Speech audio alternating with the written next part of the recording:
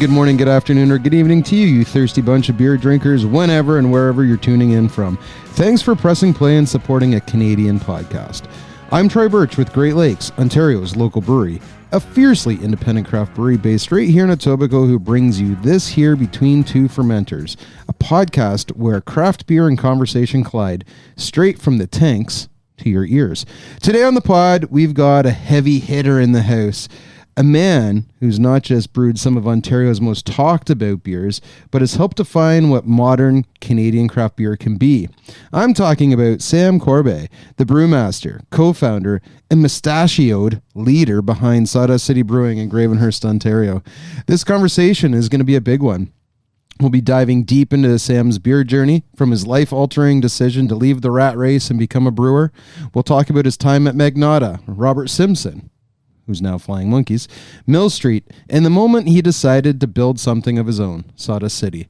Over the past decade, he's helped shape the voice, vision, and flavor of Sawdust City, turning it into one of the province's most admired independent breweries. He's known for his deep brewing knowledge, his unfiltered honesty, and energy almost as legendary as his beer. Whether he's crafting a big bitter IPA like Lone Pine, experimenting with barrel-aged funky stuff, or putting out some of the most poetic label copy in the industry, Sam brings passion, stories, and a hell of a lot of heart to everything he does. He's a well-respected veteran of Ontario craft beer scene and a great friend of mine and many others in beer.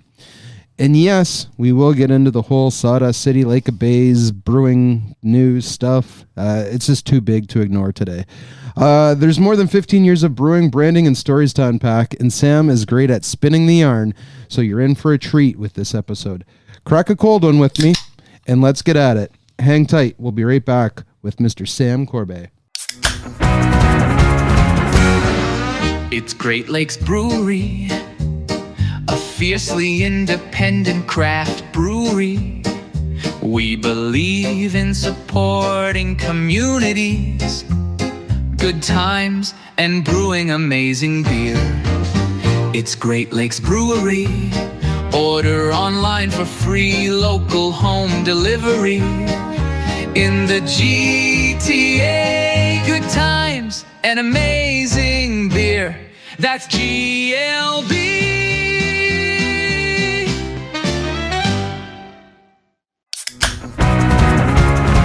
Hello, Sam. Welcome to Between Two Fermenters. Hey, Troy. Thanks for having me. This is great. It's hard to believe that it's your first time on the pod, as you and I go a way back. Yeah, man. Yeah. We've been, we worked together like 14, 15 years ago. I know. It's crazy to think when I was putting the show together, I was going back and looking through some pictures and stuff. I'm like, well, we've known each other and worked together for on so many projects and so many things so many years ago. Yeah, so it's great to finally have you here. We kind of started our journey together in this beer world. Yeah, pretty much. Yeah, it's they overlap in the very early days.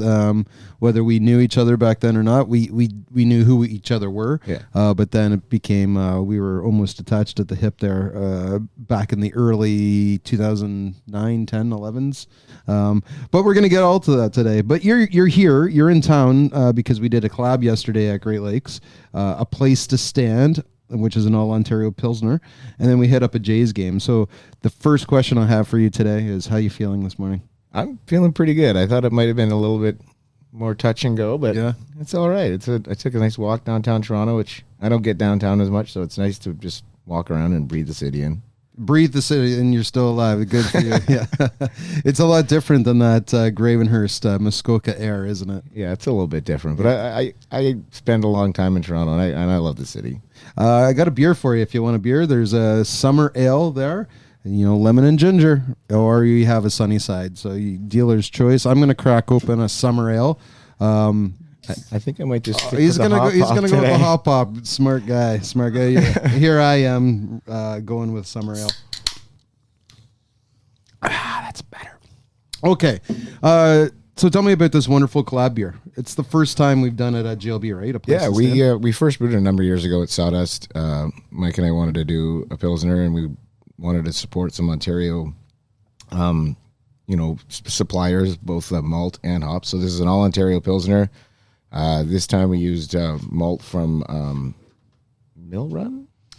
You're looking at me like I know. I don't know. Mike told me yesterday, but it's from Ontario, and then the hops come from Hayho Hops in Ontario as well, and we use yeast from escarpment, so it's full all Ontario beer, and it's the first time we did it at Great Lakes. We've done it a few times at Sawdust. It actually went to the LCBO a number of years ago. That's right. Yeah, but we haven't done it in probably 5 years. Yeah, well, I think 2019 probably, and then COVID. Yeah. So did we do it twice with you at Sawdust, or just two or three times? Yeah. And then we took the pause, and then with everything that was happening in terms of the tariffs, and everyone knows what's going on, so we wanted to get back and do something that would support local Canadian grown ingredients. So this seemed like a perfect project to do again. That's one of the questions we get asked a lot, is how come we don't have 100% Canadian ingredients in all of our beer? And it's just that we can't, as the size of Great Lakes, we just can't.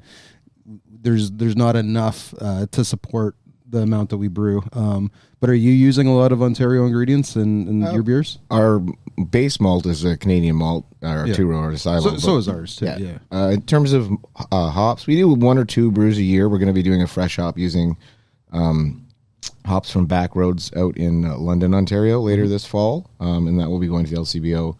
And we did the Glorious and Free project, which was run by the guys at Dominion City, which was an awesome project that was Canada-wide, and that was all Canadian ingredients as well. And again, we used some hops from Backroads and the Hubinaire Lupuline out of Quebec as well. Okay, yeah. Nice, yeah. That series, there's a lot of breweries across Canada that are doing it, and good on you guys for doing that. We're going to get into everything I mentioned in the intro today. Your start in beer, how our paths crossed, the start of Sawdust City, and the 10+ years of history there. Because I know you got stories, man, and I'm going to dig them out of you. But I want to tell our listeners, or I want you to tell our listeners a little bit about yourself. Beer excluded. So okay. The Sam Corbeil, a fella from up north with a slick mustache. So if someone stops you on the street and says, "Who is this legend known as Sam?" What are you going to tell them? I don't know. I'm just a guy that lived in Bracebridge. I used to work in, I grew up there. Happy to be back. I never thought I'd be back in Muskoka after I left to go to school. I went to Laurentian and Sudbury. Had a Bachelor of Commerce in Sports Administration, which I did nothing with. And then I worked in advertising for a while. I honestly have no idea how I fell into that. I just, when you're a kid, you just blanket resumes, right? Well, I think it shows in all the beer copy that you write. Yeah. I mean, I've always liked, the creative side of that too. But I ended up in advertising. I worked for doing ads, buying and planning for about 7 years. I met some really great people. It was a lot of fun. But as I was leaving my 20s, it was a pretty, there was a lot of parties and a lot of drinking and stuff, and it was just, I didn't really like advertising. It was never for me.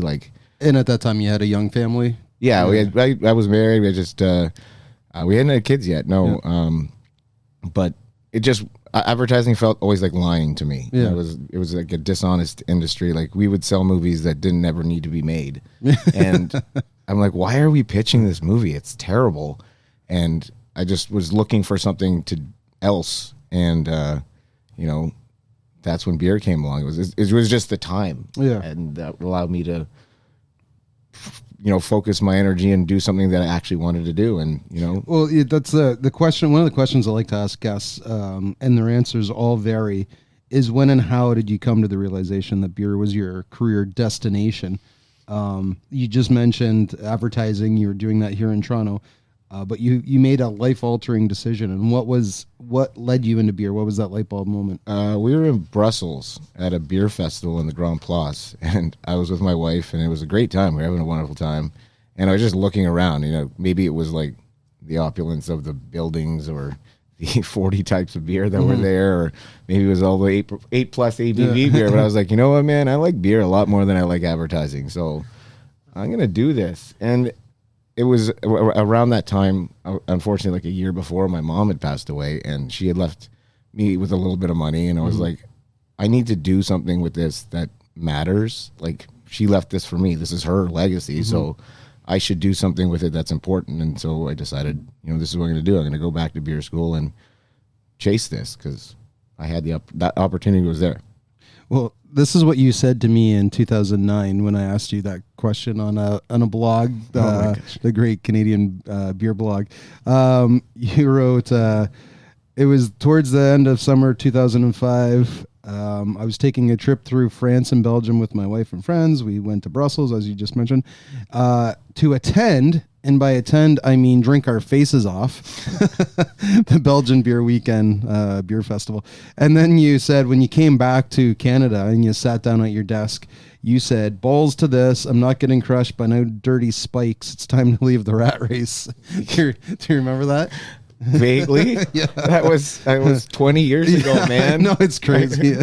So tell me about the schooling you did when to get you into the game. You went over to Germany, correct? Yeah, I was in Berlin at the VLB. At the time, there was really only two schools. There was the VLB and Siebel's in the U.S., and I was like, I want to go to Germany and learn how to make beer. I don't want to go to the U.S. I mean, the U.S. makes great beer, but like at the time, I'm like, I want to go to Germany. And I loved going to Europe, so it was an opportunity to, live abroad for a year. Berlin was an awesome city, and it was, it's very cosmopolitan, lots going on there. Great, art scene.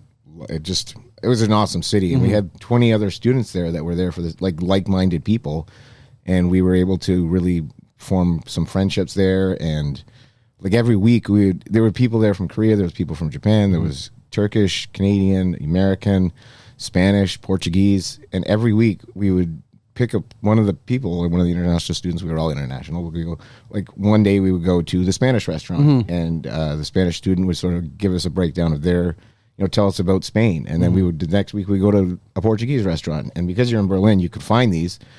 The only Canadian restaurant there, and I shit you not, was called Tim's. Oh yeah, yeah, Tim's restaurant. Of course it is, because what would be more Canadian than that? So. There was like another Canadian guy there. There was two other Canadians, Colin Crocus, who's still in the craft beer world, I think. I saw him a couple of years ago at the CBAs in Quebec.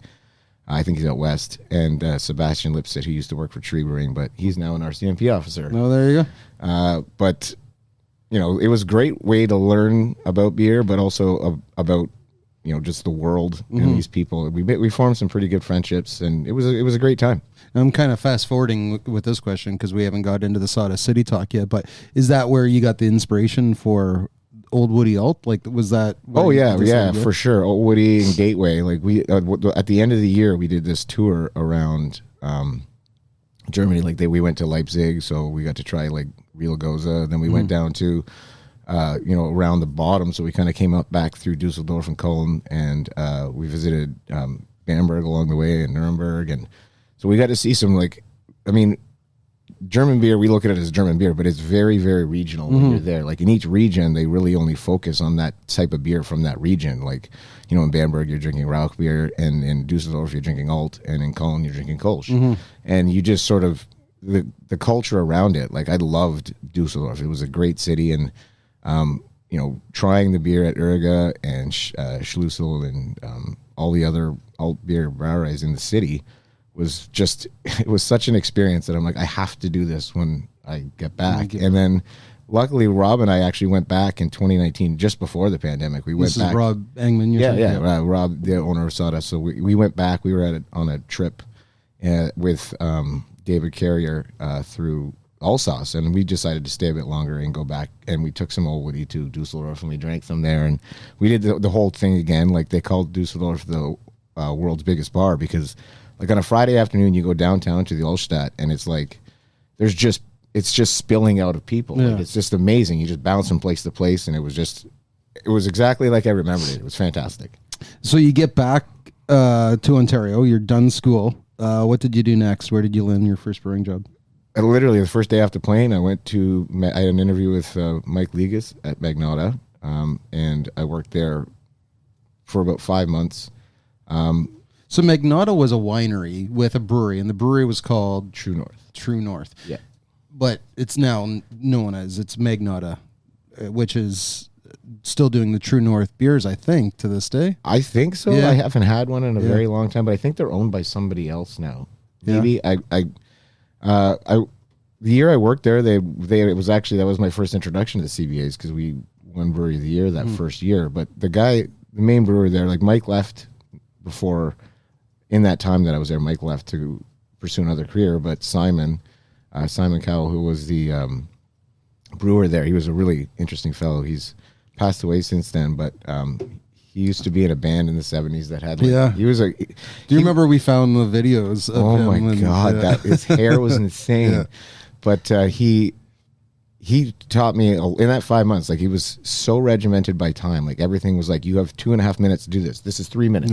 And he was like this internal chronometer was just built into my head after that. So everything it was only 5 months, but it was very, very important 5 months in my sort of like learning about beer. And the thing with Magnotta was we didn't make a lot of actual beer. We made a lot of wort, and we would then pasteurize it and sell it as a product called Festa Brew, which was for home brewers.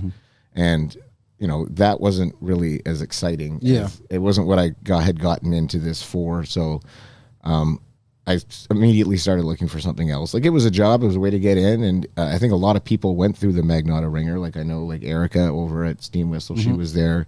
And Kevin at Block 3 was there. Like a lot of people they did their time at Magnotta. It was a great place to learn. But then you sort of, you find you want to go do and expand and make actual beer, like ferment beer. And that's when I met Peter and went to Robert Simpson. Which is? Now Flying Monkeys. Flying Monkeys. So Magnotta, Robert Simpson, those were like 2006, 2007? Yeah. So yeah, it was like... Take some of the listeners back to those days. What was it like? Because at that time, there was maybe 30 breweries in the province. Yeah, I think there was 35 when I started. And so what was it like being a brewer then in that era? Well, you knew everybody. You'd go to the festivals, and there was a lot. It was very... You could feel the groundswell happening. Like there was change coming. You knew that people wanted to talk about beer and make beer. And I remember meeting like the first, like going to a party at, not a party, but like I think it was one of the spring fests or fall fests at Say What. And Bose was just starting, and I was, I met those guys, and then meeting Simon at Black Oak. Like everybody knew each other because it was a small industry, and you really you became friends with these people pretty quickly. And at that time, everything was like, it was so positive, and everything was just building to like what the next 10 years were going to be. Yeah, we had Ralph Morana on the show from Volo, and just kind of reminiscing about those Mondays $4 pint specials, and you would walk in after work and half of the beer industry would be there drinking Michael Hancock or Ron Keefe, the Beer Goddard guys and Cass Enright, and everyone that brewed beer was like, okay, it's Monday, we're gonna go down to Volo for the $4 pints, or on Friday night it was full of brewers. But that's one of the plots. Like when I first got back and I was looking, to get into this and I wanted to meet people, I just emailed Michael Hancock and said, hey, can you give me like some tips? And he met me at Volo, and like he didn't know me and I didn't know him, but he was willing to talk to me and sort of pushed me in which way to go, and we just sat and had beers. And he's such a nice fellow, and I think he's the OG, right? Like he's been around forever, and he was so kind to just take the time and talk to me about that. So it's always also been something that when I was at the school, like I wanted to give back, so because all these people did help me along the way, and it seemed like you got to pay it forward with the brewing industry is full of so many great people that it's hard not to want to be a part of that and give back just like the people gave to me. So you're at Flying Monkeys. What was it like at Flying Monkeys? Or Robert Simpson Confederation Ale. That was it. We made Confederation Ale, and then they were branching out to a light lager, which at the time was called Sugar Bush, which eventually I guess became Anti-Gravity, which I still am jealous of that name. It's one of the best beer names that's out there. But it wasn't... I was living in Toronto on King Street and driving to Barrie every day. So it was, that was a bit of a slog. Yeah. And I'm sure in the winter it wasn't much fun going up the 400. And it was awful. But I'm not sure if the people out there know, but brewers don't make a lot of money and gas is expensive. So driving to Barrie became like a bit of and it was like, you were losing money to go to work, but you were getting the experience you wanted for sure. Like, fulfill your career. Again, Gord was the head brewer there, Gord and Jim Price. They were two... Gord Simpson. Yeah. Is that his name? Yeah. And Jim Price. They were two Molson guys. Yeah, big brewers, yeah. And it was, again, like getting to learn from them. And it was, but in the end, it wasn't, I thought I wanted to make just different types of beer, making the Federation Ale. As much as it was like learning to make that style and sort of focusing on it, I wanted to make all like, you're just chomping at the bit. You're seeing this. We see a lot coming from the States. Ontario was still very, a lot of the. It was still like British influence, and the hops from like the Pacific Northwest weren't really a thing yet at that time. It was just like Tank House would have been. Yeah, but that was the biggest beers at the time, and that was a huge influence in me. Was Tank House, and that's while I was at Robert Simpson, I put my resumes out in Toronto because I wanted to be closer to Toronto, and I wanted really to work at Mill Street because I really wanted to make Tank House, and but Amsterdam was very close to my house. Like it was still on Bathurst at the time, and I lived in Fleet Street or Bathurst Fleet. Yeah, they were right there, and I was at Liberty Village, so it was like I was driving an hour. This was a 3-minute walk. Yeah, so I went to both, and at the time, Mill Street said, "Oh, we're not really hiring anyone." So, and then Amsterdam offered me the job. And in that 3-minute walk from my house to Amsterdam, Joel Manning called me. He's like, "One of my brewers just quit. Do you want a job?" And I had just called Jeff Careful to tell him I was taking the job, and I was just coming over to sign it. And then I walked there. I'm like, "Sorry, I took a job at Mill Street." And in that 3 minutes, and I was like, because I really wanted. Now to you're work in there. Jeff's shit list. I think black book. I think I was for a while, and I mean, looking back, it was at the time I really wanted to work at Mill Street because of Tank House, and it was like they were the cool kids at the time, right? I mean, they were the cool kids. And Amsterdam now, I mean, they're such a legendary brewery too. So I mean, it would have been great working there as well. Like Ian's a fantastic brewer, and we would have worked together for a long time. That would have been a pretty cool tag team. Yeah, it would have been great, but I really wanted to make that Tank House. Yeah. And, after doing that for 4 years, I never wanted to make it. I think I heard that story one time from Dave Lee, who, the co-owner of Eastbound, one of your best friends, was saying like he never wanted to brew another batch of organic ever again. Like it was like Monday to Wednesday was just, we called it Borganic because we were bored of making it. It was like every Monday to Wednesday because you had to make it all in a row because it was organic. So that you'd have to do this like washing protocol before and after to keep your tanks organic. So you do like 6 a day for 3 straight days. Yeah. You'd make 18 in a row. And were you guys doing the 24 hours at that point? No, Dave was the afternoon shift and I was the morning shift. Like we passed remember those two sheepdogs, morning Sam, morning Dave, and we would just literally pass each other. Yeah. That's for a number of years that was like that. And we would brew 6 and you'd leave one in the kettle overnight and then start the next morning mashing in and finishing the one from the night before. The day that they went to 24 hours was the day that I quit. Okay. They're like, we're going to go to 24-hour shifts. And my wife was pregnant with our second kid. I'm like, no, I'm not doing this. It's not for me. So that's literally how I walked. Rob and I were already starting to talk at that time about Sawdust. So that was sort of like the push out the door and let's really start this now. So you were there for what, 4 years? Yeah, and that was expansive growth, which was a fantastic learning experience. It went from 17,000 hex to 70,000 hex in those 4 years. So watching that grow and expand was, it was a great way to learn how to make a production brewery and what it took to see that production flow happen. So it was, great knowledge to learn and bring to this project of Sawdust. 17 to 70,000. That brewery just shut down. Actually, it's sad. It's sad. And there's an auction going on, and we bought their malt. Grey Lakes did. So it was sad to see that go. Even though you couldn't visit that location, but a lot of brewers walked through those doors, right? That was actually a different location than I was up at Midwest. Oh, you were at Midwest. Yeah. Okay. So this was before Bermondsey. Yeah. Before they were they weren't. Well, both are closed now. Yeah, and they were still independent when I was there. They weren't owned. Yeah, they weren't owned. Yeah, by Labatt at the time.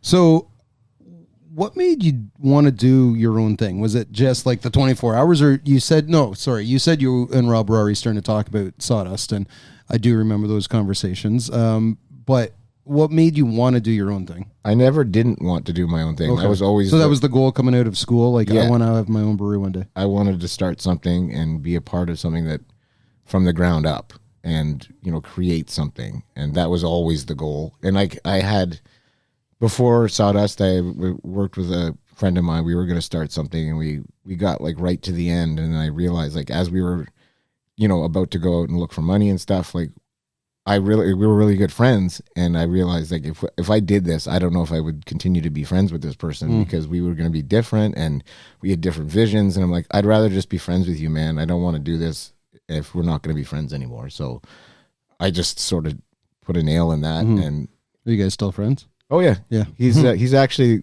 the princess in Princess Wears Girl Pants. Oh, yeah? Yeah, like we had incorporated a company, we had all this stuff, and we were all ready to do it. What was the name of that brewery? At the time, it was called the Independent Brewing Company. Oh, yeah? Yeah, That's a pretty good IBC. name. Yeah. And then I actually, And where were you looking? Were you looking to do something in Toronto? in Toronto or Hamilton, we were really looking at Hamilton at the time because, man, if I look back, there's buildings we could have bought. If we had just bought the building, we would have been better off. Like it's now that was, early 2000s.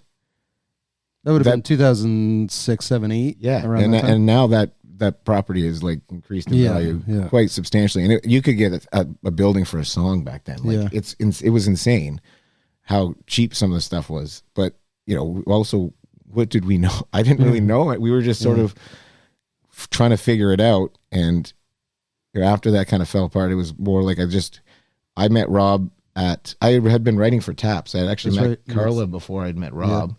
And Carla's his wife, just for the listeners. She was the editor of Taps magazine. So I did some writing for them. And then I met Rob at one of my brother's beer festivals, and we both sort of just said, hey, I wanted to talk to you about maybe some brewing stuff. And he said the same thing to me. And then we met up in Gravenhurst, and he had a house there at the time, and we decided, let's just do it here. And, it was easier because the friendship relationship with my friend was like, that was going to get in the way. This was two people who didn't really know each other, but had a mutual desire to do something in the craft beer world. And you called it Sawdust City. Yeah, it was an old nickname for Gravenhurst because of the sawmills that used to be there. And we just thought it sort of sounded old-timey, but contemporary at the same time. I mean, how many, looking back, how many breweries have the moniker that ends in city in it now? It's so many. But I remember, too, on the wharf in Gravenhurst, where you guys were looking to put the actual brewery at one point, get there to put in the spikes that said brewery coming soon, Sawdust City or whatever, but it was all sawdust. Yeah, there was wood chips all over the place there. So Rob had purchased the land down there, and we were going to build a building to put a brew pub, because after working at 4 years at at Mill Street in that production facility, I really wanted to just do a small brew pub and then grow it from there. So when we went to build, you had to put these like helical piles into the earth that would go down like 18 feet to get through the sawdust and then anchor into bedrock. So that the cost was going to be like it was very prohibitive. So Rob had his eye on the old Canadian Tire, which had been sitting vacant for about 4 years on the main street, and he decided to purchase that. And we sort of. But you're going a little too forward here. Okay, sorry. Because Niagara College, that's the place where so you guys got this up and running, and you were gonna do Sawdust City. It was now a thing. I was with Taps Media at the time, Rob's other company. That's where we really connected. Yep. And you went down to Niagara College to brew the first batch of Sawdust City beer, and I remember tasting that first batch with you guys.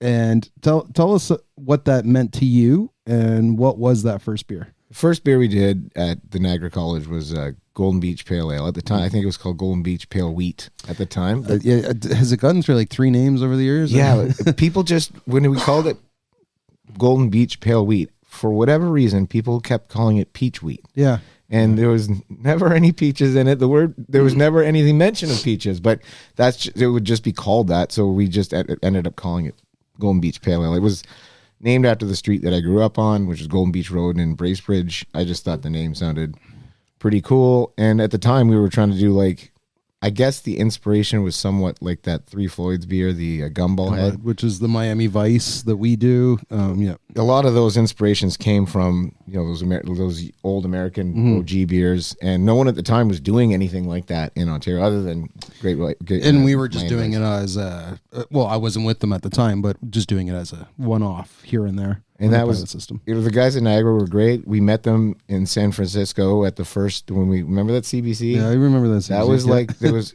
all the Canadians got together in we the sang lobby. "O Canada" in the lobby. Yeah. I found a picture of that. I have a video of it still on a grainy iPhone or the 3G iPhone or whatever, the very first iPhone. That was like what 2000. That was 2011. 2011. So that was the first one I ever went to, and it was such an inspiration. Like it was like. A punch in the chest that you just really needed. It was so eye-opening, and it was so small. You know what's crazy? But yeah, there was like 3,000 people at that one. 3,000. And it was all in one small hotel. Yeah, and that 3,000 people, of that was like probably 100 Canadian breweries. Now, there's like 1,000 Canadian people, and there's like 13,000 people go to these conferences, so... Yeah, it was amazing. And we met John Grislow and Steve Gill there, and they said, hey, why don't you come do some brewing there? We can do some pilot batches. And it was great. It was actually, we ended up brewing it on, oh my God, it was June 21st. It was, oh yeah? It was no way. Yeah, it was June 21st. So we're recording this podcast on June 20th. But it was June 20, it would have been like 2011, 2012. It was Rob's birthday too. And we brewed the first batch. So that's just coincidence that it was like almost exactly 13, 14 years ago. That's crazy. And what did it mean to you to finally brew your own beer? Even if it wasn't on your own system, how did it make you feel? It was amazing, but it was also very nerve-wracking. I was so nervous about that beer, like just everything about it. Like I wanted it to be perfect, obviously, but finally getting to do that was it was a relief because it had been years of building to this, chasing this dream. So now like starting in 2006, so this is like 5-6 years of like anticipating this, and it was really important. And getting out there, and like at the time it was just me and Rob, so like I was doing the brewing, and then I would go out at night and sell to bars and deliver. Okay, you're probably the only person, or only a handful of people that know this, but besides you and Angman, I have this written down here. Who was the first staff, and I say that in quotations, of Sawdust City that really wasn't the sales weasel? Well, there was a whole bunch of different names, but I think it ended up like beer traffic controller, sales. That was you, man. That was you. So my first business card in beer, other than Toronto Beer Week or Taps Media, was Sawdust City. And I still have some of those cards to this day. And I do recall sitting down in those ugly green chairs that were in the Taps office, and you were saying, okay, what are the top 10 bars to sell beer to? And we were making a list of all these places. And I said, well, we can get you into the Only Cafe. Like, that's an easy one. And that was our first. That was the first account, right? Yeah. And then the first big, did you do a tap takeover? Or a tap feature there? We did. The first day, the first pint was sold November 18th. At the Only Cafe. At the Only Cafe. And the other, at the same time, was simultaneously tapped at the Griffin in Bracebridge. Yeah. Your brother, R.I.P. the Griffin, yeah. But the Griffin's still there. It's just not my brother's bar anymore. Yeah. And obviously the Only's still there, and it's still.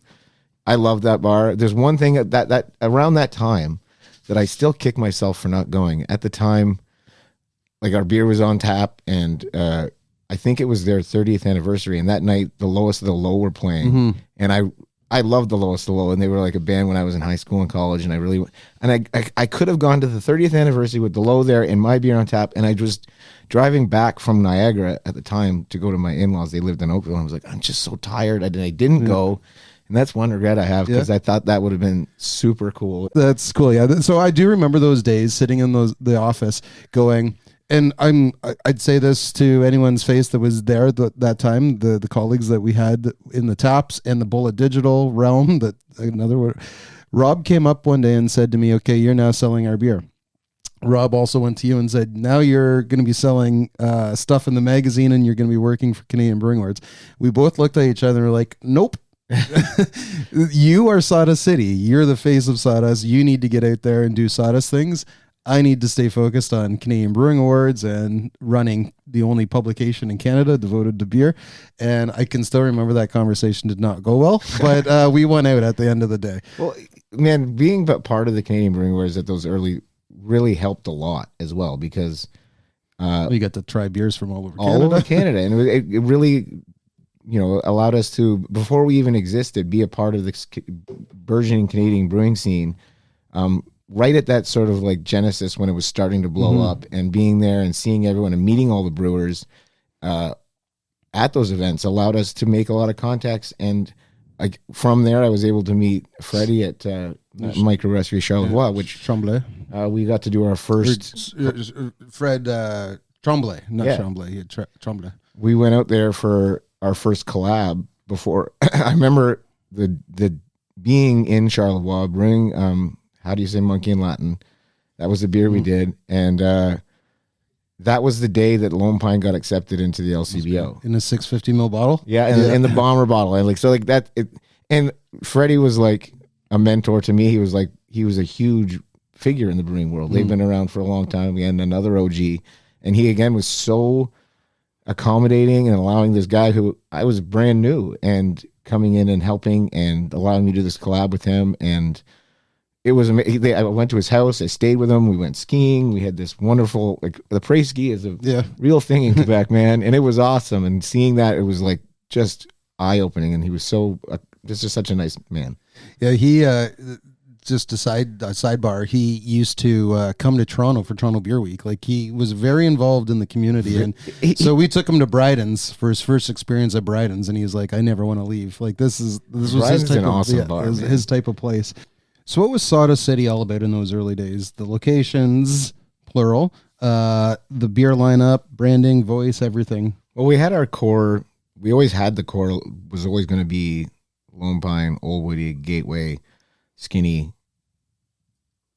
Am I missing one? Yeah, you're missing Golden Beach, which was, I gotta say, an exceptional beer. I haven't had it in years, but it was those early days. That was an exceptional beer. It was ahead of its time in Ontario, I think. I love. I mean, it was Bob Latimer introduced me to Galaxy. It was supposed to be all Amarillo, and then he couldn't get it because at the time Amarillo was like impossible to get. So he's like, I got this new hop from Australia, and we tried it. I'm like, okay. So it became that because of Bob Latimer. Yeah. And then when we were contracting at Black Oak in those early days, Bob also had his hop fridge in there. So we were able to yeah, we could just, he'd be like, yeah, take it, just let me know what you took. Yeah. And Bob, again, a very, very nice fellow. It was hard to get him to ask you to pay, get the invoices from him. He'd never want you to pay, but he was such an awesome guy. But then like bars or like breweries, they would just hit you with invoices all at once and say, you got to pay now. Yeah. He was a really nice guy and allowed us to play a lot. And that was it, allowed Golden Beach to be that and sort of kind of veer off from the Amarillo it was supposed to be. But those 5 core beers were always supposed to be the core. We wanted to do something for everybody. Like, it kind of hit all. You have an amber, a golden, a hoppy beer, an IPA, and a stout. So it kind of filled all the buckets. Yeah. So we wanted something for everybody. And then when we finally did open, we just wanted to make as many different styles as possible so that, I wanted to do that because like that at the beginning, that's what everybody wanted to do was make it just styles. Like it was such an interesting time because everyone was just exploring and innovating and making all this. This is before the sort of when IPA became that's some people just think craft beer means IPA. Yeah. Right? And it's, that's what Great Lakes did. We became known across Canada as the IPA brewery. Well, you guys swept us the category. Yeah, that was huge. Yeah. And Lackey, it was 2014, I think that was, he was making IPAs that were blowing everyone's socks off back then. And I was telling him yesterday, like he still had one of the best names that I remember. It was called Tenish. Anyone? At 10% IPA at Cast Days. And again, these are just names I'm jealous of. Yeah. I was like, I love that name, but it was. We just wanted to make all these styles and get out there, and we want to do education was also going to be a big portion of what we did. We wanted people to come in and we tell them about styles and history, because I think one thing about beer is you can, and being in Germany, like you can learn the history of a country through the drink and what they do and how they, why that beer became what it is because of the history of the place that it's from. And I love that about beer. And you're always really good at it. You still are, but you used to do cheese and beer pairings at Leslieville Cheese Market. Yeah. And I got to go with you one time to help pour your beers while you did the talking. And that energy and the passion that I just mentioned at the top, that's what you brought to those. And there were some beer dinners back then too, talking about beer and food, and very good at that. And I think it's kind of a lost art today. Yeah, it kind of went away. And exactly. Those early days doing those beer and cheeses were fantastic. And again, the guys at Leslieville Cheese Market, I just went in there and sort of pitched this idea to him, Michael, and he was, open to it. And we did it for a number of years, like at least 4 or 5 years. And I had a lot of fun doing it. But then when I left the city, I just didn't. Yeah. But it opened a lot of doors again. And I remember those days driving over to Buffalo to get these beers at Premier Gourmet that you couldn't get in Ontario, and bringing them back and like showing people, like just super excited to bring this new beer that was like just over the border, but you couldn't get it here. And it was awesome. It was just, and it was again, an education for me as well. And drinking these beers allows you to give you the inspiration to make them, and travel to places to learn about how that beer is made and why it is. So give me the timeline with Sawdust City now. So you opened in 2011. That's when Sawdust City became. Yep. Contracting at Niagara, then contracting at Black Oak. Yeah, that was in a couple of years. And then in that time, we pivoted from going to be a brew pub to we're going to be a production facility. So we opened in 2014, like after we took possession after Rob purchased the Canadian Tire, which was also the Canadian Tire where I got my first bike when I was a kid. Yeah, that's pretty cool. I had a Pink Panther BMX bike. Yeah. It was awesome. But we, that's when we opened the doors officially. The bricks and mortar was 2014. We never set out to be contract. And I think, back then contract was sort of like a bad word. And I would say it's gotten worse, but I would say back then it was like the left fields, people with intention of opening an actual facility got street cred. Those that weren't were called beer companies or marketing arms, or like we used to make fun of people that, and we know which brands we're talking about, but they would just come out with a huge marketing budget for a beer brewed at Cool Brewery or whatever. And they had no ever intention of becoming a production facility. Well, even knowing we were going to, it was always in the back of my mind, like there was sort of like this, we're not real until we were open. And even though we were making our own beer, like we put our own fermenters in at Black Oak, and Ken was so kind at allowing us to do that and accommodating again. Like I can't say so much more about all these people that helped us along the way. Like Ken Woods was a huge portion of that at the beginning, allowing us to go into Black Oak, and Simon and John, the brewers that were there, were fantastic. So, while we were there, like we hired Spinney to come in, and he was the first real Sawdust employee that he was brewing at Black Oak for us. So we would brew into our own fermenters, and we had our own, so we were sort of existing, but still weren't bricks and mortar. And until that day when we finally opened, that was like a relief. It was real now. And that was, 11 years ago. We just had our 10th anniversary last August, and it was great. It was great to that we made 10 years in Gravenhurst. And there's been a lot of changes there over the years. Like now the tap room, the events, branding's changed a lot over those years. Beers have come and gone. So the 5 core are they all around still? Obviously Lone Pine is still around. Old Woody's seasonal, more seasonal. But it's more supposed to be all the time, but sometimes if the fermenters is not there, but it's supposed to be year round. Skinny's all right year round. Golden Beach comes back once a year in the summertime. The only one we don't really do is Gateway, because we Little Norway kind of became the 6th Beetle at the end. Your success with Little Norway, which is a fantastic 4% beer, 4.7, 4.7. Okay, that became those sort of like the 6th one, and then we started making PV Hook Hellas, and sort of we didn't need another Gateway. Like at the time, no one was doing Kolsch, and then all of a sudden, like literally everybody was doing it. And I used to tell Steve Beauchesne when Bose was really in its infancy to say, "Why aren't you guys trademarking this term lagered ale?" Because everyone started to come out with a Lagerdale. Yeah, it became ubiquitous. Yeah. Because it was a easy way to make a light beer and still kind of have that lager flavor and turn it quicker. And that was the gateway. That's what we called the gateway, because Gravenhurst was a gateway, but it was also our gateway beer into craft beer. Like it was an easy entrance beer, and we still brew it every now and again, but it's the only one that's sort of not on the reg. So what have the last few years been like for you and the company? Before getting to the news that we're going to touch on, it's been a very, since we were before COVID, we had a number of them, like our production staff was probably closer to 10, and then everybody went down to 1 for me for a couple weeks, and then we sort of brought people back, but we never got back to that full. We started to learn to do more with less. It was a lot about efficiency, but we were still very busy during those COVID years, because when people were at home, they were drinking a lot more.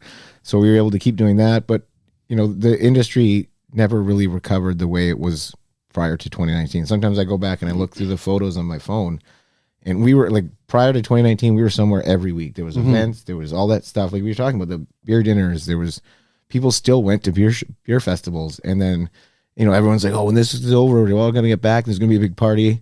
I don't recall that ever happening. Like nobody went back to the way it was 2019. We're trying to bring that back at Great Lakes with our, the GLB Beer Week. So, the beer weeks kind of went away. They just like Toronto Beer Week was huge when it was in its 2010 to 2017. And it was exciting. Remember the bar crawls up on yeah. Where we'd lose Sam. It would be a Great Lakes and Sawdust pub crawl. And we're like, where the hell's Sam and the Sawdust? Oh, they're drinking Labatt 50 in one of the dive bars along the Danforth. The Lansdowne or whatever? I think he went into Tommy's or Tammy's. I love those places. Yeah. We obviously forgot to pay, and we had to go back the next day. Quote unquote, forgot. I forgot to walk in on your that 50 bill. But no, so we're trying to bring that stuff back with like GLB Beer Week. We did Sunny Day this year to highlight the launch of a seasonal. Like, remember, launches have gone away. And so, and you know what? They've been successful, but not like they used to be. Like if we would throw a tap takeover somewhere with 24 taps, back then you'd have a lineup of people trying to get in. It's just there's more of us now, and I think it's just kind of diluted that experience. But like we did a number of big tap takeovers. Like at the Only, we did a huge one. Like when Fabian was running it, they were again a great bar. Fabian Skidmore worked at the Only Cafe. Yeah.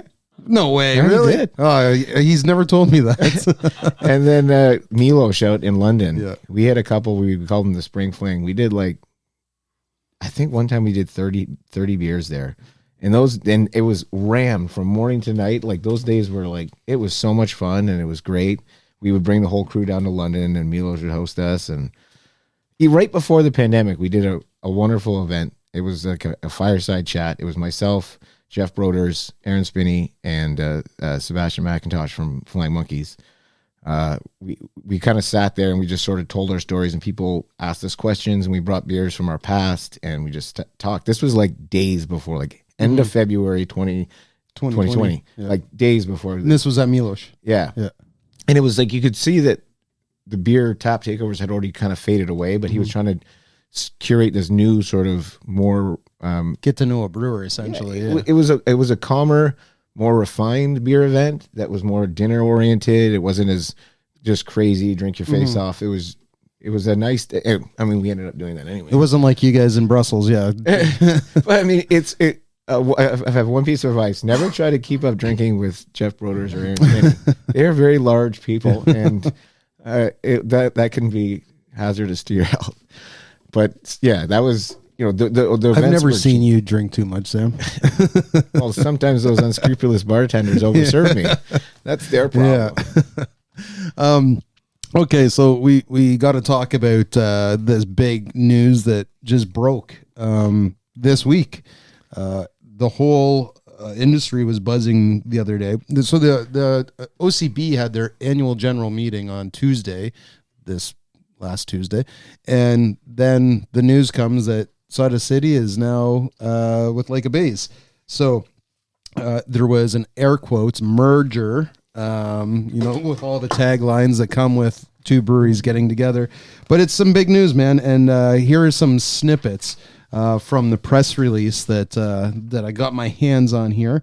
The two of Ontario's most respected and award-winning breweries, Sawdust City and Lake of Bays Brewing Company, are joining forces to create a stronger, more dynamic craft beer organization.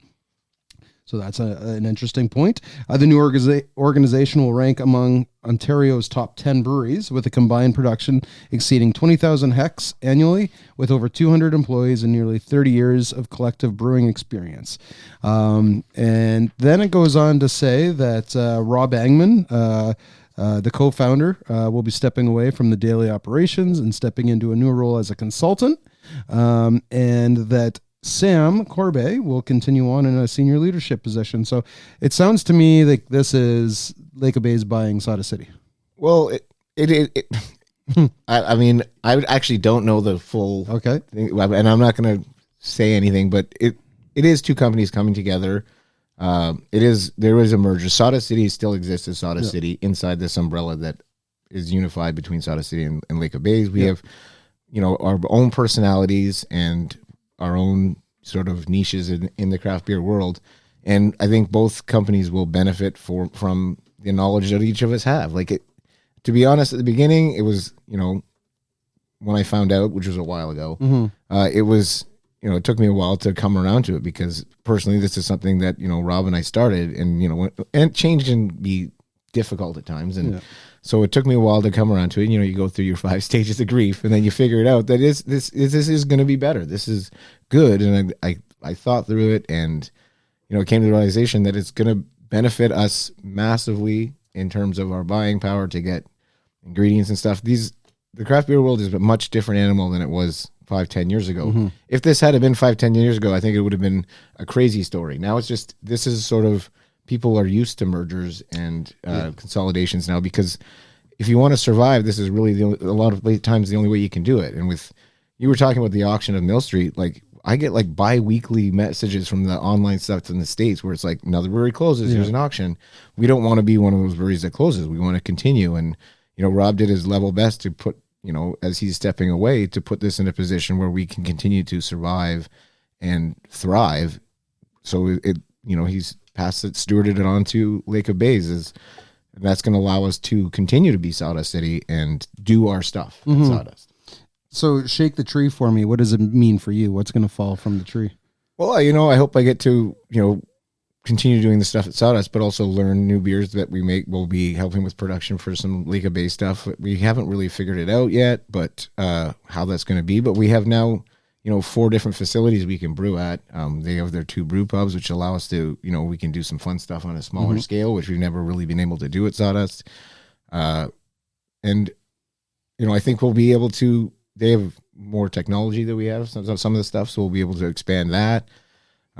And, just the knowledge of the people that they have there, obviously the people, the brewers like Mike Pollock and Andrew and Mark, they've been there for 10 years or plus, and there's a reason they stayed around. Obviously, this is a good company to work for, and if those people are sticking around for that long and continue to work there, it must mean something very positive. And I'm looking forward to working with those guys. They were all students at the school when I was teaching there, and so that it's full circle there. And because they were with Merit, is also there. It's Finney's. I was gonna say, so it's been a year and a bit, I believe, since I had Darren Smith, who's he's the president of Lake of Bays, and Tej from Meridon to talk about their, air quotes, merger. And so are you going to be available now at Merit, or are you going to be available at the Lake of Bays brew pubs? I don't even know how that's going to work. It's still so fresh, right? This is...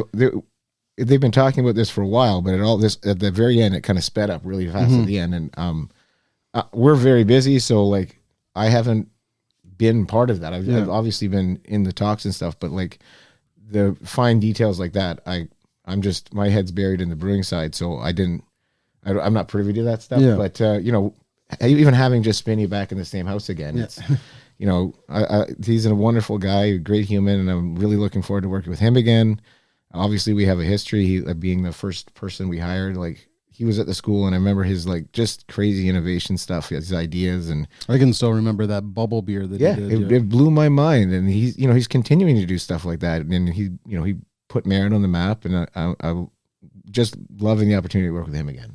So when they say you're going to take on the leadership role, is that your leadership role will be mostly centered around the brewing of the beer, or just looking after Sawdust? Brewing operations and whatever that entails. Again, the fine details of that haven't been really hammered out. Like right now in the middle of summer, not much is going to change. Like we're going to get through the summer, and then in the fall, when things sort of calm down, we'll figure out the fine details and hammer those out, and we'll see where everything shakes loose. Now, as a friend, I got to ask you, like you're at peace. You said you went through the 5 stages of grief. Like you're excited for this? I am now. Yeah. I'm very just having them. They came over for a meet and greet the other day, and they're all really nice people, and just seeing the positivity. And like I said, 5-10 years ago, this would be a different, the reaction online would have been different. It was overwhelmingly positive, and it was more congratulations than, oh my God, what's this? And it's seeing those congrats that I think, this is a positive thing. There's nothing wrong with two companies coming together to become stronger. Oh, for sure.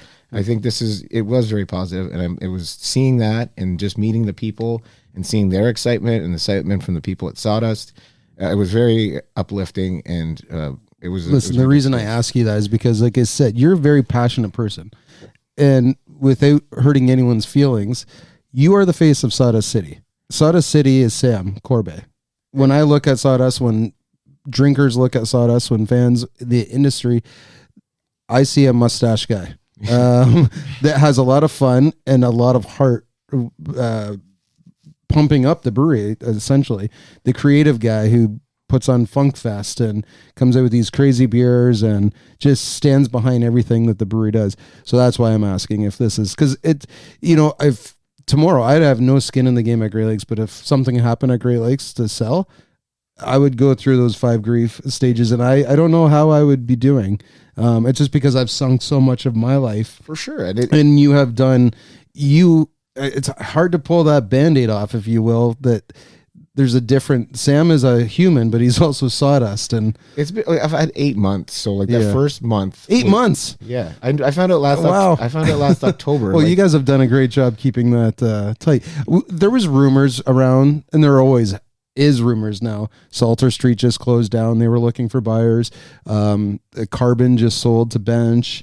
There's a lot of things happening with other breweries, but 8 months to keep it pretty quiet is, especially for you. It was difficult. Like, I mean, I obviously told my wife, and we talked through it. Like, it was a scary proposition, because it is something we started. It was, my heart and soul are in this. My DNA is in this. Like, it's just, but none of that changes. Like, it's still there. It's still something I did. And if all went away the next day, I would just be happy that I had the opportunity to do this.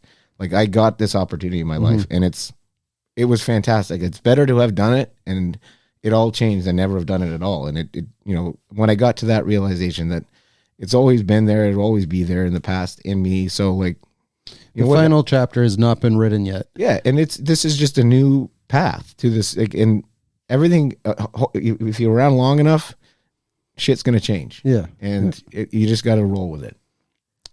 Okay. We'll roll with it. So we're going to take a quick beer break. You can have another drink of that hot pop. And we're going to return with some rapid fire questions for you to answer. So hang tight. This is going to be a lot of fun. Well, how's your doodle? Rollin' Baggage here, rolling solo down here at Sunnyside Beach. I likes to get here nice and early to grabs me some prime sandy real estate. I lays out me towel, slather myself liberally with tannin butter, and soak in some tasty vitamin D. Speaking of tasty, looky in me cooler box. A whole gaggle of Sunnyside Session IPA. Big on the taste, low on the alcohol. A springtime, summertime, anytime treat, and a permanent staple in the grips of me fingers. Oh, and check out the can to see a brand new me. Been lifting some iron to boost me biceps, triceps, and me deltoids. You know what they say, sun's out, guns out. Work your tan and crack a can of Sunnyside Session IPA. So my favorite part of the podcast, the rapid fire questions. That conversation was awesome, Sam, and I really appreciate you getting a little emotional there at the end, as you're known to be. The first rapid fire question: your mustache, was it influenced by Lanny McDonald or Wendell Clark? Wendell Clark, yeah. Okay. Obviously, Wendell Clark. What beer have you been enjoying recently that's not yours or not Great Lakes? Well, the beers that I enjoy the most are the ones made by my friends. So I'll say Backpacker Blonde Ale from Eastbound. Nice, okay. And you guys do a lot of, you do an annual beer with them, right? Yeah, Dave and I do the Sam and Dave beer. It's always named after a Sam and Dave song. Like the beer itself is named after a Sam and Dave song. Like we've done 8 versions of it. I was gonna say how many. We're running out of names that really work, but it's a chance for Dave and I to get together and Tara to make fantastic food and celebrate the holidays. It's always great. Yes. Name one brewery, not your own, that's consistently impressed you. Well, I could say GLB is always Nope, great. not Great Lakes. I'm gonna say I personally love Fatheads. I love going to Fatheads when I'm in the States. I go popping into being able to get it at PNC Park in Pittsburgh. Like I love Headhunter is one of my favorite beers. It's like one of those island beers for me, and I always aim to be as good as Headhunter. Nice. If you could bring back one discontinued Sawdust beer, what would it be? Oh, geez, man. 7 Weeks of Staying Up All Night, which is named after a Belle and Sebastian song. But it's a summer saison that we did. Yeah. And, because that's what summer is. It's 7 weeks of staying up all night. So your names are ridiculous.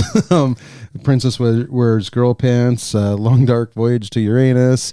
You had what you just said, the Crack a Window. Oh, yeah. Well, it's one of the fun things about beer is having that creative outlet and being able to do that and, pull from people that were inspirations to me. Like music's a huge inspiration for me, and a lot of that comes from there.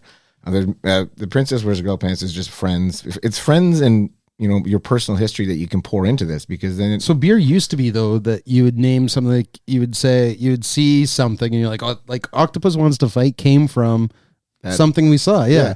And we were like, that's a good beer name. Today, would it work? It would definitely work, but how to get there is hard. And so it's like, if you look at beer names now, it's a 2-word. Yeah, well, or a 1-word, like, oh, hey, I'll have a Canuck, or I'll have a Sunnyside. There's no long names anymore. There was it was a special time back then. Those first 10 years, it was so innovative, and there was so much just people pouring everything into it, and it was a great, very inspirational time to be involved in craft beer. And it was a wave I wish never crashed. Yeah. I've really fucked this rapid fire segment. It's not so rapid anymore. It's not so rapid. Name your celebrity doppelganger. Well, I guess we already crossed this with Wendell. Name a person or brewery in the industry that has or continues to inspire you. You just did this one. No, I asked you about beer that's consistently impressed you. You said Fatheads. So name a person then. Well, you've already mentioned Hancock. You've mentioned Ken Woods, but there's someone in the industry that. Well, I don't know if it's necessarily one person, but the industry as a whole, like all the stuff that people do that it used to be all about innovation and being as loud as you can be and screaming above the crowd. Now I find that the industry, like at least the older group that I feel we're a part of, it's the drive to continue to make the beer better. And none of us let each other fall behind. Like we're all chasing each other, trying to make the beer even better than it was before. Like no, we're not resting on our laurels. It's a continual push, because like even yesterday, walking around, seeing all the innovations the Great Lakes has put into elevating the beer that was already good to get better and better and better. And you go, when we do these collabs, that's always an opportunity to see what other people are doing, and then it pushes you to do better. And being a part of this, and all of those people we've worked with, it's as a collective allows you to be better. And I okay, that's a pretty great answer, Sam. You're bringing a tear to my eye now. Best time and place for a beer? My backyard with my family. Favorite brewery you've ever toured? Favorite brewery I've ever toured? Schneider in Germany. Were you part of that Taps dinner that they came to do at Beer Bistro? I was not. No. I wish I was. That was phenomenal. For me, that was like, Aventinus is my top favorite beer of all. Have you ever had the Aventina schnapps that they do? No, but I've had the Eisbock a few times. We might have had it when we were at the brewery. Like getting to go there was like huge for me. And I remember there's a place, this bar in downtown Berlin. It was a jazz bar. They had €2 cans of Aventina. Yeah. So we would go there, like it was on Oranienburger Strasse. We would go there and just watch jazz and get really wasted on Aventinas for $2. What is it's 10% or 11%? It's 8. The original one's 8. And then the Eisbock is like 12. Okay. If you could only drink one beer for the rest of your life, what would it be? I think that would be Aventina. Yeah, you'd go with that one? I love it. Or that or Orval. Those are the two that I go. So this is one beer for the rest of your life. If you'd go with something that big? Or Orval, one of the two, because they're both very interesting. They don't get boring. Orval is amazing. Yeah, and you can sit on Orval for a long time, and it'll just be different than the last time. So in 2010, I was in Belgium. I was in Bruges, and I was at a Hotel Erasmus, and I look at the bar menu. It was a Michelin star hotel with a little kitchen that was just mind-blowingly good food, and so I said, "Well, the beer has got to be amazing." And they were pouring like 2006 Orval on tap. And it was on tap.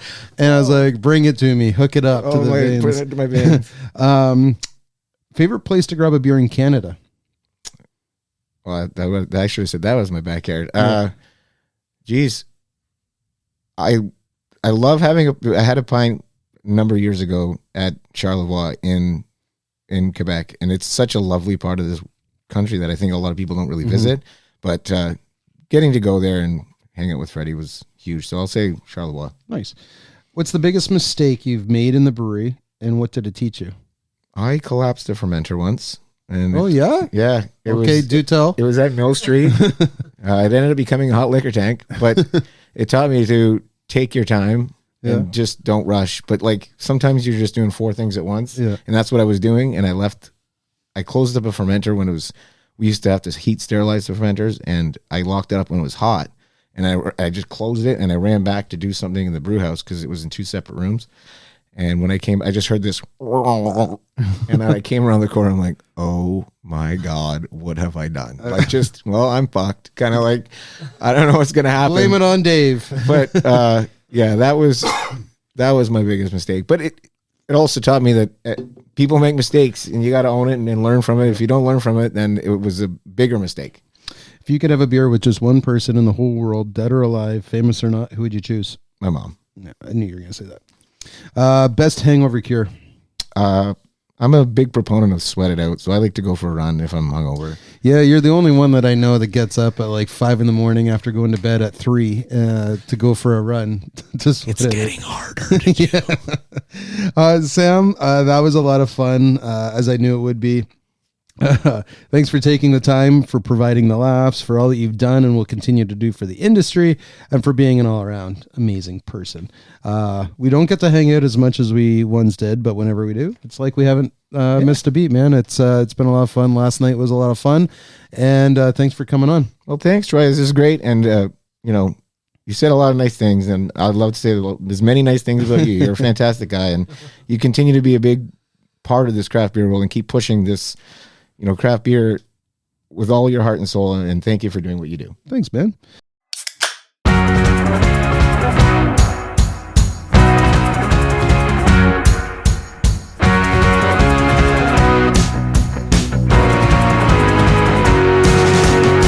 And that's it. That's all, folks. Episode 39 with Sam Corbeil of Sawdust City Brewing, or Wendell Clark, maybe, has moved from the mash tun to the fermenters.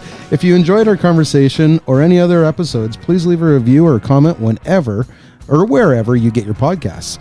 Today's episode is fueled by cans of Summer Ale, a perfect refresher on a hot day with the bright twang of lemon and the fluidity and mildly spicy zip of fresh ginger. And it's only 4.5%. It's a beaut, and you can find cans all across Ontario at your local LCBO stores, at both GLB retail locations, and online at greatlakesbeershop.ca for free local home delivery. You can visit the brewery at 30 Queen Elizabeth Boulevard in Etobicoke, or grab some delicious eats and fresh pours at our brew pub at 11 Lower Jarvis Street, Toronto. If you have any content you'd love to hear us discuss on the show, guest ideas, just want to tell us what you're drinking, or tell us what you thought about Sam. Drop us a line at podcast@greatlakesbeer.com. Until next time, please remember to keep tipping your glass of fresh JLB in the right direction. Supporting local never tasted so good. Nice. To learn more about what's happening at Great Lakes Brewery, visit greatlakesbeer.com and subscribe to our weekly newsletter or follow Great Lakes Beer on your favorite social media platforms.